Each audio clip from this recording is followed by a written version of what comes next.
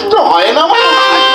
হয়তো কৌশিকী নিয়ে আমার গর্বের সীমা নেই। এমন ছেলের মা হতে পেরে আমার নারী জনম সার্থক। কৌশিক, আমাদের মুখে হাসি ফোটাতে সারাদিন কারখানায় পরিশ্রম করে তোর সোনার বরণ যে কালি হয়ে গেছে, তোর মুখে দিকে আমরা তাকাতে পারি না বাবা। আর যদি কুন্তল থাকতো তোকে এতখানি পরিশ্রম করতে হতো না বাবা। তোমরা আমার জন্য বৃথায় ভাবছো না। আমি বড়, এই সংসারের হাল তো আমাকেই ধরতে হবে। দুদিন পরে কমল কুন্তল এরা যখন চাকরি করবে, অনেক অনেক টাকা রোজগার করবে, তখন তো আমাকে আর এত পরিশ্রম করতে হবে না মা।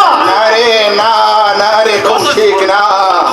যত সহজে তুই এই জীবনের অঙ্কটাকে মেলাতে চেয়েছিস না, তত সহজে কিন্তু মেলবে না।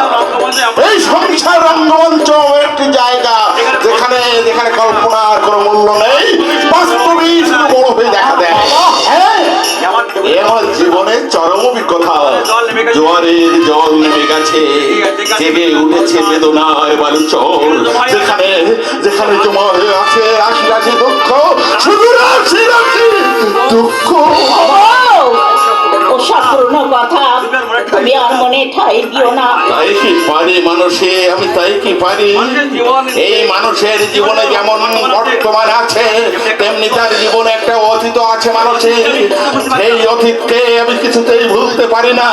যার বাড়িতে একদিন দোল দুর্গোৎসব হতো, একটা কুকুর পর্যন্ত অভুক্ত অবস্থায় যার বাড়ি থেকে বের হয়ে যেত না, তার ছেলেকে কাজ কারখানায় অমানসিক পরিশ্রম করতে হচ্ছে। কত যন্ত্র, কত ব্যথা, আমি তোদের মনে বোঝাতে পারবো না বাবা। আমি তোদের এক ছড়ানোর উপহার দিতে পারিনি। আমার অক্ষমতার জন্য আমি মুখ লুকিয়ে কাঁদি। মানুষের সরদার বিশ্বাসঘাতকতা শুধু আমাকেই নয়, তোদের জীবনটাকে ভরিয়ে দিয়েছে ওই দুঃখের আমার ইচ্ছায়। আমাকে দেখতে হবে।